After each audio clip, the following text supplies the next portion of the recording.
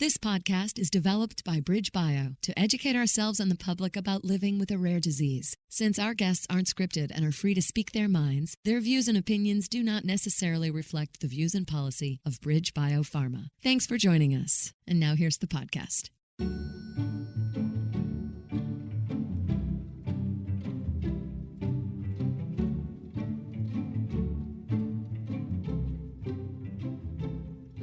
Hello and welcome to On Rare, a rare disease podcast produced by BridgeBio, a biotech company that focuses on developing treatments for rare diseases. At On Rare, we explore the diverse experiences of people living with rare conditions. I'm your host, Mandy Rohrig, a member of the Patient Advocacy team, and I'm joined by my colleague, David Rintell, head of Patient Advocacy. Hi, David. How are you today?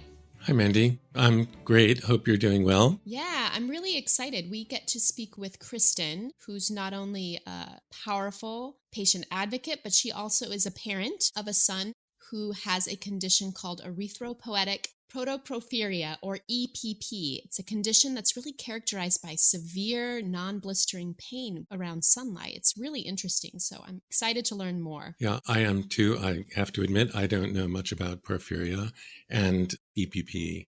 I'm hoping to learn more from Kristen. First, we'll hear from my colleague, Morgan Paul. Morgan and I have worked together for many years at BridgeBio. He's the head of strategy for the porphyria program, which is known as Portal. Welcome, Morgan. Thanks, David. Good to be here. So, erythropoietic porphyria, or EPP, how does EPP affect people who are living with it? EPP manifests as very extreme sensitivity to the sun. Individuals who have EPP can only go out into the sun for sometimes as few as a handful of minutes. Sometimes it's a little bit longer before they start to feel an itching and a tingling. And if they stay longer than that, it can develop into a very painful phototoxic attack of the skin. As you can imagine, this really limits the way that people are able to live their lives. You hear stories about people who live with EPP having to even think about the trip between their car and the grocery store, for example, something that you or I wouldn't think twice about. So it can have a very severe impact on their life. Yeah, and what is it that causes such sensitivity to sunlight in EPP? It's an inherited condition. There's a protein which doesn't work the way it normally would in you or I. It's a little bit slower to produce the compound which it normally produces in the body. That compound is the molecule called heme, which is what carries the oxygen from our lungs to the rest of our bodies. Mm-hmm. In people with EPP, the protein works a little bit more slowly, causes a large buildup of the almost finished heme. And because this compound itself absorbs sunlight very easily, so when it is carried around the body in the red blood cells, it creates a situation where the sunlight is absorbed into this molecule and then essentially burns the tissue that's around it, so it can cause burns in the blood vessels as well. So this unfinished molecule for heme intensifies the effect of the sun for people living with EPP. Would that be correct to say? Exactly. Much, much more intense than you or I getting a sunburn. Yeah. It is in the skin in the sense that you feel the pain on the skin. So it's not like a sunburn. It is a burning feeling. That's right. Exactly. So people who live with EPP have to avoid sunlight. And sunlight is present every day, but sometimes it's cloudier, but still the sun is there. Is there anything currently available to help people with EPP in terms of medication or treatment? Yes, there is one approved treatment. What it does is increase the pigmentation in the patient's skin. So this puts a barrier between the blood and the sunlight. Mm-hmm. Patients who have access to this, I've heard it is helpful to have a few more minutes in the sun. Extending that clock is meaningful so that a trip to the grocery store isn't as scary. But there's still a lot of unmet need here. Yeah. So the existing medicine enables people to be in the sun a bit longer. But David, the currently approved medication requires an injection. It requires special training by the doctor. There's only certain centers which are able to give it. Mm-hmm. Another unmet need with EPP is that some patients struggle to clear the unfinished heme from the blood. So this happens via the liver, and it can cause stress and even in some cases failure of the liver, which would require a transplant. And so these patients often live in fear of what might happen if their liver were to fail. Yes. Yeah. Very serious to have liver damage or even a transplant. One last question, Morgan, and thank you. You've been very helpful. Why do some people develop EPP and other people don't? Yeah, that's a great question. It's an inherited genetic condition. It results when there is much reduced activity in the enzyme, which finishes the heme.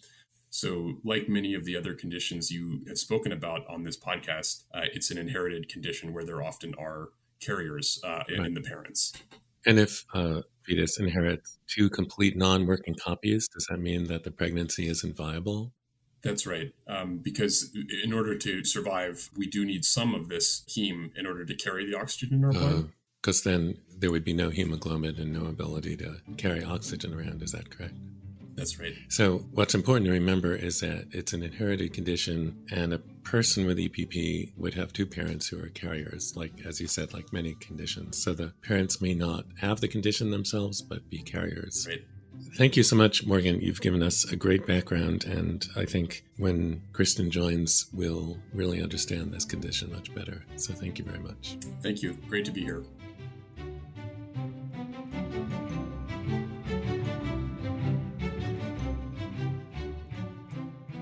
I'm really pleased to invite Kristen to our podcast. Thank you, Kristen, for joining us today. Thank you, David, so much for having me. So, Kristen, we know that your son Brady lives with a form of porphyria called EPP. He does.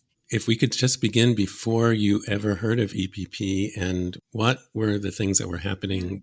So I am the lucky mom of 3 boys, Cameron, Zach, and Brady. I pretty much knew Brady with my 3rd son, what typical was like, and some strange things started happening. I would say the first time was when he was 1. We were on a vacation. We were actually in Canada. We had spent the day at a man-made pond with cousins and friends. And at the end of that day, he became inconsolable, writhing on the floor. His hands and his feet blew up, like serious swelling. We took him to the doctor, to the ER, and they gave him some prednisone. And it was a week of absolute painful writhing on the floor. And then it went away. And about maybe a year later, the same thing happened at a different location. And we thought, okay, this is weird. This has happened once before, but okay. And it went away. The 3rd time, we were on a family trip in Florida, and we got there before our hotel room was ready. And so we thought, okay, great time to go to the pool. We were at the pool for maybe a couple hours, and I have the picture of that, and I would caption it as the last time Brady ever was just free in the sun. That evening, he started how I described that first reaction. He started just writhing in pain. As the hours wore on, he was absolutely inconsolable. We didn't sleep for a week. He wouldn't go outside. And again, that's the last time that Brady was free in the sun. When we got home, we went to the pediatrician, said something is wrong with my son. And they said, no, there's nothing to see. Maybe it's in his head. Have you tried this? Like, okay, let's go to a dermatologist. So I found a pediatric dermatologist. His words were, dermatology is a visual science and there's nothing to see here. So I was like, okay, I know there's something wrong with my child. We went to allergists where I got speeches about reactions versus allergies. We had another visit to ER. Loads of doctors till we finally got in with a pediatric dermatology specialist located really close to our home. And this doctor, he listened to me, looked at Brady, looked at mainly his hands actually, and the words erythropoietic protoporphyria. Seriously, David, rolled off his tongue like he diagnoses this every day of his career. Turns out this doctor had seen 1 prior case, which he had followed. And because of that, he recognized the symptoms. He knew how to test for it, and he knew how to start to guide us to care. So, Kristen, this was after 3 episodes of a tremendously painful experience for Brady that seemed to occur following exposure to the sun. And then you heard all kinds of interpretations, including that it must be in his head, even though, of course, as a parent, you knew that that was real. And then you finally, after many, many doctor visits, go to someone who was able to recognize it, looking at his hands, even though he wasn't having this thing happen then. And what was it in his hands that tipped off the doctor? So it is on your hands. Well, first, I want to back up just for a second because the disease is invisible. And this is a huge reason it is both underdiagnosed and misdiagnosed. Like that dermatologist said, it's visual science. And if they don't have anything to see, it's, they're making things up of what could this be. And the clue was that in someone with EPP, on their knuckles or joints, it's either scarring or leathering of their skin. It looked different than your typical 3-year-old. But mostly, David, he listened. He listened to what we described. And even more importantly, he knew where to go to get testing and what testing to do. That was absolutely critical. Yeah. If I had an underliner on a podcast, I would underline your statement about listening. I know it's hard and they have a lot to do and they're asked to see a lot of people or a lot of kids, but listening to parents and to the person experiencing symptoms are really, really, that is just irreplaceable. It's true. And I think, so often I've heard with so many patients I've talked to over the years that when they stop and hear their symptoms, like really what is going on in an attack of EPP or a reaction with EPP, it is really not similar to anything else. It also takes a doctor, I think, taking that extra step to care. That it's not in their head or there's something real going on. And that takes advocacy as well, which I've learned. Let me also say, as a human being and as a parent, watching your child writhing in pain over an extended period of time, that is, it's just unimaginable. And you experienced this 3 times and then still were told by dermatologists that, well, there's nothing going on, trying to school you on the difference between allergies and reactions, which is interesting, but not in this case. No, and then there's also the conjecture that goes on in there. Like, okay, he was in the pool. Was it the pool chlorine? Where he was a hotel? Was it the detergent they used? Was it oddly or ironically, was it a sunscreen he used that was causing it? Really trying to find something that could be the culprit. It's a leap of mind. Allergic to the sun is the easy way to explain EPP, but it is a leap of mind for anyone to think, wait, what? That's not true. That's not a thing. You can't be allergic to the sun. Yeah. And what you're describing, Kristen, is something that you hear often for people living with rare diseases trying to get a diagnosis. It is natural for healthcare providers to start with what is the most common cause of the type of symptom and examine it. So those were the way that the linens were treated or something in the pool. Those are all things that are much more common. One of the symbols for rare diseases is the zebra. And the purpose of talking about it is that sometimes when you hear horses, it's not a horse at all. It's a zebra. It's unexpected. And in this case, it's a really good example. And think about how long you went without a diagnosis or explanation.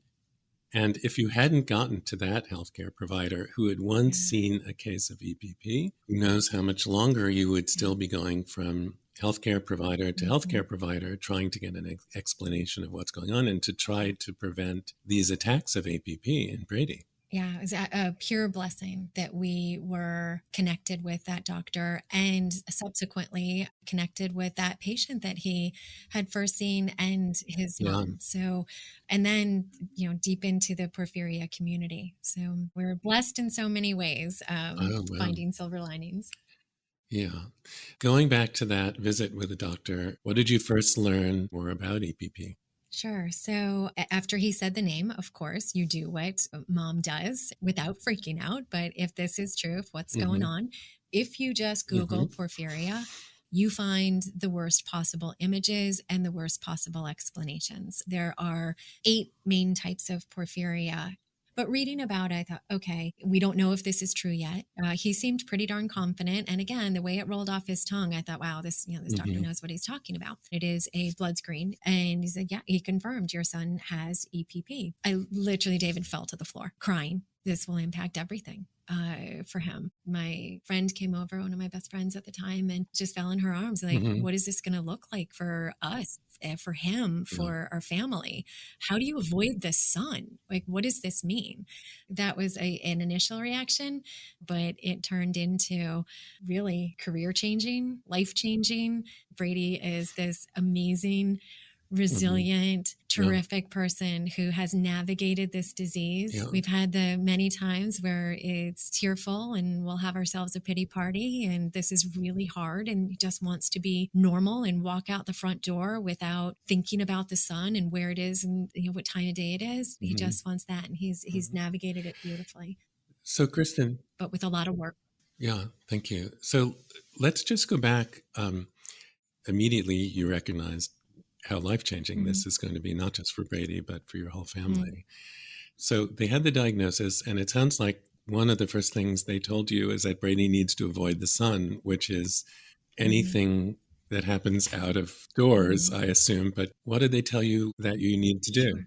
Well, that's as wonderful as that doctor was. That was the extent of the knowledge. Wow. So then we were passed over to a hematologist. This is a blood disease, so hematology, we would think, would manage it. And every time we went to a hematologist, I ended up knowing more than she did within the space of the first appointment. And it is, as an example, and this happens so much, when blood tests are taken, the sample needs to be protected from light. To protect it from light, every phlebotomist will argue with you. No, it doesn't. I don't have any other tests I do that with in my lab. So every parent, bring a piece of foil with you and insist this needs to be covered to get proper lab results. From falling to the floor to learning all the details and intricacies of this disease. Yeah, that is incredible that even a blood sample needs to be protected from light. So the doctor said avoid the sun, the first doctor. And gave us some sunscreen. And gave sunscreen. And Amy, our producer, said, is it the same on a sunny or a cloudy day? Like, can you just go into that a little bit more? How do you navigate life avoiding the sun? So a typical EPP reaction starts when you're exposed to sunlight. It's a burning, stinging, itching feeling. And when someone starts to feel that, it's because they've been exposed to visible light. And that's why, even though it's a blood disease, it comes off as a dermatological disease. And most people are diagnosed by dermatology. So they have this burning, itching feeling. If they seek safety being shade, darkness, it can resolve within, and it depends on the patient, but it can resolve within maybe half a day. And they'll feel this low level of discomfort. Some would call it pain. However, if they don't seek shade, if they get too much sun, then it goes into a full-blown reaction. A full-blown reaction is like nothing you ever want to experience. It'll put you down for days. You cannot focus on anything else. It is swelling. It is excruciating pain. Touching anything, and heat, cold, sleeping is impossible. I've heard of patients who sleep with their arms kind of elevated, like levitating almost, so it doesn't touch anything. And your personality changes. You can't think of anything but that pain. So even if you are, as a person with EPP, completely covered up head to toe with protective gear, and you miss one little spot, maybe your glove has an opening and there's one little spot, that spot right there, it's excruciating.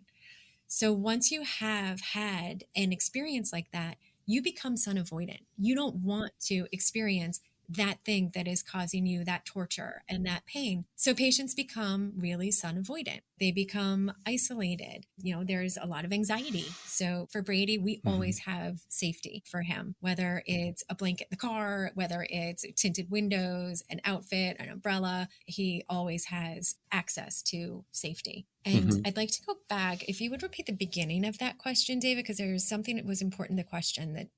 Okay. The question was, you were initially told to avoid the sun. That in itself is quite complicated since the sun is out every day during the daytime. What other kind of instructions or guidance were you given about managing EPP? None. The answer is none. It was avoid the sun, and then wear protective clothing, wear sunscreen, which oddly it doesn't work because EPP reacts to visible light. And most sunscreens, unless they have zinc oxide, it has to be a completely opaque. And you asked earlier about the type of day and the weather. Someone with EPP, they're very attuned to their body and how much they can take. And there's varying levels of severity in EPP. When I say severity, it's typically referred to as how much time you have in the sun before you start to experience that burning, itching, tingling I described. So Brady has now in the sun maybe a minute, 2 minutes max before he starts to feel that. And we actually, when he was younger, we timed it as we wanted to know how much time do you have? And I wanted to be able to tell teachers or coaches or, other parents, friends, how much time does he have? So we literally put him in the shade, his whole body in the shade, put his hand in the sun and timed it and said, tell me, Brady, when you start to feel anything. And at that time, it was 32 seconds. I took that 32 seconds. I told every teacher, I told every coach, I told every friend. And then thinking about it, I'm like, all right, Brady, you have 32 seconds to get to the safety of the car or from the car to the front door or, to a doctor's office or to school. So we really use that as a barometer. Other people have 10 to 15 minutes. Some people have up to an hour or some actually several hours. But the important thing is that each patient, no matter how long it takes them to get to that pain, they still feel that same pain and severity. Yes. I'm thinking about the time spent at the pool, and it's well over 30 seconds, obviously. There's no time at a pool or beach unless it's after sundown. Personalities, I just love it. It's like a light switch at sundown. Your actual personality and the part of your brain that you've completely been worrying about. How do I avoid the sun? How do I not cross this line? How do I protect myself? That part disappears. And that's what I would like to see 24 hours a day for people with EPP. Yes. So would you mind telling us about a typical day for Brady? I mean, he's got to leave the house and get to school, and, you've mentioned sports. And if you don't mind telling us, I want to say to shed light on how he goes through a day without sun exposure, but even to say shed light around Brady is like, we don't want to shed light, but we want to learn the about light at the it, end of the tunnel. There are so many sayings that, and I got to say, people are so happy about the sun. People love the sun. Like the first day of spring, and I feel this when, you put your head to the sun or you just feel that warmth. Like that is such a beautiful thing. And someone with EPP, it triggers this anxiety. They don't know how to experience the sun. And again, that's kind of that leap of mind that's really hard for someone without EPP to understand about someone who's living with that. Yeah. Wow. All right. Well, I'm not going to use that word anymore, but please share with us what a typical day is in terms of going through activities with Brady and how you and he and your family manage. But by the way, I often say he shines from within. Okay, a typical day for Brady, mind you, he's 18 now. It changes throughout the years. We manage it as a family compared to how he has had to manage it as he grew up and had to become more independent. And that was a really big focus of my husband and mine in really helping him to become a self-advocate. Not only I can't be here, I can't stand here at this window or near this pool or water or in the sunlight, but I'm safe over there. So a typical day in the life would be he will wake up and he will think about the weather. What is it doing out there? He will check he's kind of obsessed with the weather app. He would plan his day around the sun, around what clothing he will need or have to wear. If he wants to go outside, even a walking the dog, what path would he take? It is every single detail. He and others with EPP are just always thinking about it. To navigate a day is protective clothing and avoiding sunlight. I often say to people, if you want to try this, it's the shadow jumper challenge. People with EPP are known as shadow jumpers. They jump from safe spot to safe spot or shadow to find their next safe place. So they go through their life shadow jumping. Try that. Try to avoid visible light. You would not be sitting, David, next to the window. I see you sitting near. You would avoid that at all costs because both goes through windows and it goes through water and reflective from water. Someone living in a city, you would avoid the reflection of tall buildings while also going to the shady side of the street. You would in a classroom. Brady has, through lots of help with meeting with school teachers and a lot of education of school systems and his teachers every year. He can't be near a window. He can't go out for recess like a normal child. If there's a fire drill, what's he going to do? How are you going to protect him? A field trip is that is all kinds of organization and thought.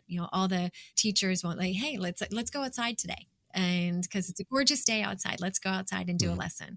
That is a trigger to someone with EPP. He would constantly be finding that next safe place.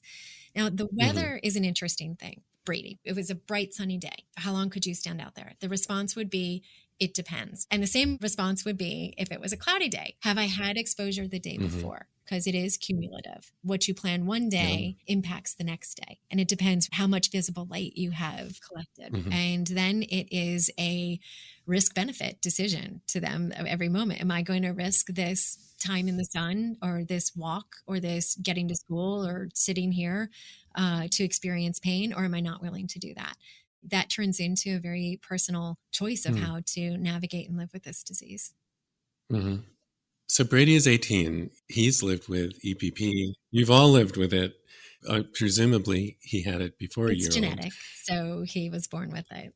When does it start to appear is another thing, and it depends on the person. Yeah. So when you think about an 18-year-old is making a transition of having his parents helping to manage a condition to manage this as an independent adult. This could be very limiting to many things 18-year-olds like to do. So it did impact the decision-making process and what he wanted to do next and where he wanted to go. So Brady is going to college. He selected a university that is in the upper northeast of the U.S. Every time he tells people that he's going to Syracuse University, the first thing they say is, oh, it's cold. And I said, do you know who you're talking to? Like, it's beautiful. He is really looking forward to colder weather, shorter days. He wanted a mid-sized school so he could really create the community that has been so amazingly helpful to him throughout his whole life. You need your people around you who get you. And he's had that, and he's seeking to recreate that in college. And also a big thing is he's very into sports, and all the games, even football, everything is in a dome and it's undercover. He's literally like, Mom, I can go to everything. I don't even have to think about it. So that is hugely exciting to him. Oh, great. And it sounds like his preparation to manage EPP as an individual, as an independent adult, started many, many years ago. And so he knows how to do it now. And that is true. It still breaks my heart as a mom. He tells me when he's had a lingering reaction, or he did too much and it's really hurting, or he really did too much and he just can't do something. Or at graduation, there were the pool parties and the outdoor things, so much which he just couldn't do. And he did not want to be that kid sitting in the corner or undercover while other people were in the sun. So it's you choose your battles. So he has become a little bit wiser on choosing his battles. And throughout growing up, if there was something that he couldn't do, we would make something that he could do. Yeah. As a young adult, he's going to have to be very strategic because so much happens out of doors and in terms of social life and with romantic figures that it's pretty hard to explain. What is fascinating to me that they have these tricks. You wouldn't know they're doing it, but the tricks they do to get through a day. And I actually recently heard a conversation I had 4 people who had EPP together. And the other thing was, hey, do you walk with your palms up? Palms aren't impacted. The back of their hands are the worst. So they literally walk down the street like this. Or they have their hands in their pocket. They know where the sun is, so their tilt of the head is away from the sun. They're ingenious at drawing a conversation from one spot where they can't stand to a place where they can stand. And it just becomes kind of innate in how they navigate their lives. It's a learned thing. It's fascinating to me to watch him survive by finding these small techniques that get him through a day. Yeah, the tricks or techniques you're describing, people adapting to living with this condition and learning how to live a full life and and reduce the amount of pain and reduce the amount of time that you have to limit your Pain is their activities. motivator to seek shade, to seek safety. I often have parents who will say, I'm so Yeah, worried about my yeah, child. They're going in the sun too much. yeah. Like they know their limits. You Mm-hmm. have to help them learn their Oh, limits yes. to how long they can be in the Mm-hmm. sun. And it changes every day. So, teach them how to do it and they'll live a much fuller life. Yeah. So I think you mentioned Brady's interest in Mm-hmm. sports and being out on the field. Mm-hmm. So it sounds like he has been successful at playing sports, at least at certain times in Yeah, his life. And I wonder how to manage that, sure. because almost all of them take place out of doors and So, in the sure. sun. So, when he was younger, he actually picked baseball as a sport he was very interested in, right? Mike, my husband, and I, we've always been like, all right, you want to try something? Let's make it happen. We will try. If it works out, great. If it doesn't, we'll try something else. So, baseball, my husband started coaching Little League. We worked with the club. We had times of practice that were either 8 a.m. or 5 p.m. We checked out each field so we could designate fields where he would be safe, where there'd be a line of trees. He started as catcher because catcher, you're all covered up, you're protected. The time of day where he could play. And this takes a community also, right, of other kids who are willing and families who are willing to adapt to this. We would talk to the other coaches beforehand so we could have the dugout on the shade side. The way I'm talking about this is how you navigate everything with EPP, like all this thought. In baseball, things get more competitive. It is a tournament. He couldn't do a tournament. He couldn't stand in the sun for multiple games. I mean, it became more and more difficult and eventually in his mind, not worth it.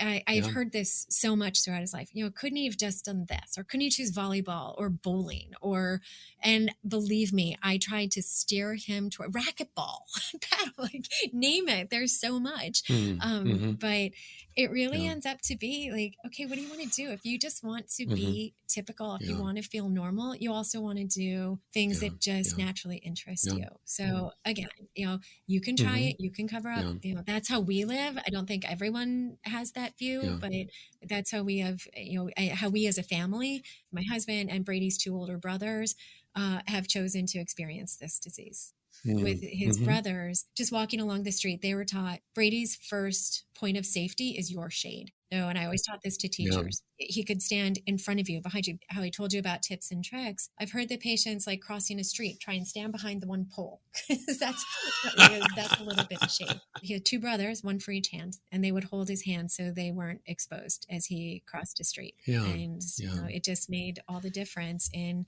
navigating this.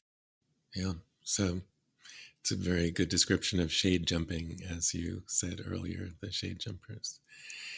So is there anything that is helpful for the pain? I mean, that just seems so Nothing challenging. but time and darkness. Not Advil, not Tylenol. There are no analgesics. It is time. When Brady was younger, we put cold washcloths. We'll put a fan, but as long as that fan's not on too high or too low or too cooling, it is just time.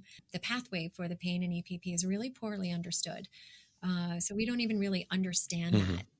Patients talking to one another, like, what works for you? How do you manage this? And then just waiting it out. Brady had an older gentleman tell him, I sound crazy saying this to you, but when you feel the beginnings of a reaction, take a hot shower and it'll be the most painful thing you do. But then the pain will reduce quicker. So that's what Brady will do. He starts like that tingling, itching. He goes up and takes a hot shower. And I just can't imagine why it's effective for him to help with the pain, which is crazy. So it sounds like, with regard to pain, except for the hot shower technique, for which I feel personally grateful to that gentleman for explaining to Brady, is there any kind of treatment currently for EPP? Yes, there is.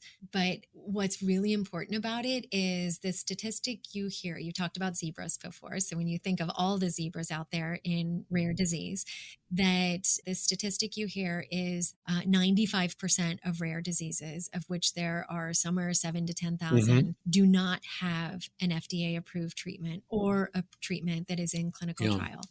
In the porphyrias as a whole, we are blessed to have 3 FDA approved treatments. One for EPP. It is an implant. It looks like a kind of a piece of spaghetti, and it is implanted down near your hip bone. It is a slow release medication that gives you, it's almost like having a systemic tan, and that tan gives you a barrier to the sun.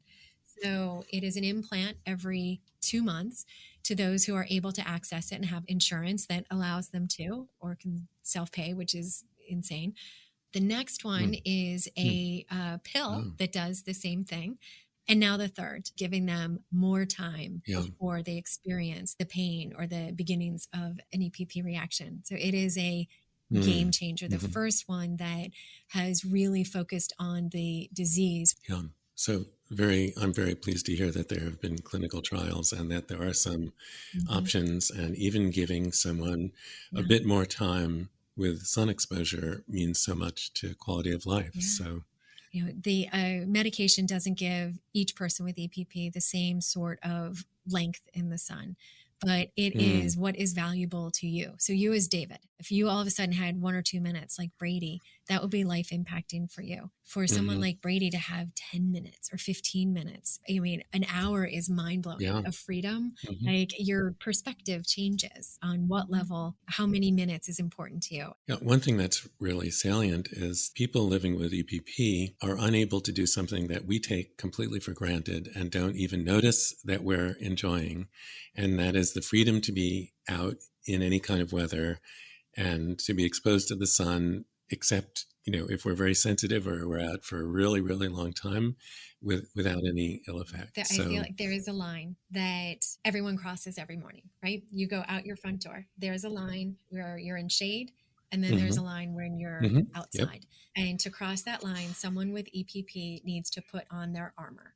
And when I say armor, it is both internal and external armor, where your protective gear and your internal armor of like, I can take this. How am I going to think through this day? Who am I going to be with? How am I going to tamp this anxiety I feel? I know I burst out my door this morning. I was getting to work. I ran to the car. I didn't think about it. I crossed that line without thinking about it. I'm sure Brady walked out the line this morning and said, okay, what am I wearing? Where am I going? How long do I have to be there? It's a lot of brain share. What I hope for patients with EPP is for that to go away. There's this biopsychosocial thing where everything emotional is impacted. So I would love Brady and people like him to be able to walk out the door not even thinking about it, that this is a non-thing in their lives. And that's a goal as an advocate. Yes, I would like that too. And I'm sure all of us would like for Brady to experience the freedom that we, as I said, take for granted. Freedom. We're so appreciative of your telling your story and Brady's story. And just if you could tell us a little bit about the decision to become more of an advocate for people living with EPP or with porphyria. And I know that you founded an organization, United Porphyrias. And I know this could be an entirely separate podcast. I think what's most important is you made a decision to advocate not just for your own family member, but for people living with this condition. So if you could tell us a bit about that. Sure, absolutely. Most people whose child is diagnosed with a rare disease, your life takes a big left turn. This became both personal and professional for me. So my background is in business and public health. So really, it was kind of all roads led to advocacy. So when he was diagnosed, I put my toe into the community, and living in Washington, D.C. area, I'm very close to NIH, very close to the FDA, Capitol Hill. So whenever there was a need or an opportunity in this area, I got involved. And then the more I fell into it, that, I really love this. And I went back and got a master's certification in public health. And now I'm working on a doctorate in public health. Whatever time or skill set I have that can help impact this for not only my son, but for everyone with porphyria, that's what I feel called to do. I see them, as well as the basic researchers, as the key to changing things for our patient community. They're the source of hope for people living with EPP and other porphyrias, as their work is so essential. You said my favorite word, David. My favorite word is hope. Hope isn't effective without action. And I swear, David, I took that to heart. I thought, you know what? I can hope all day long for Brady to want to be in the sun, for him to want that freedom that so many people or I take for granted. But unless I act or I get involved, then I can hope all day long, but I won't be contributing to a result. Well, thank you for your work, and thank you for joining us on RARE. And I hope that we encourage more scientists to turn hope into action for people living with EPP and other porphyrias. David, with this conversation with you, if one physician recognizes the disease or one patient is diagnosed quicker, or we can help even just one person manage this better, this will have been a success. So thank you for having me. Appreciate you.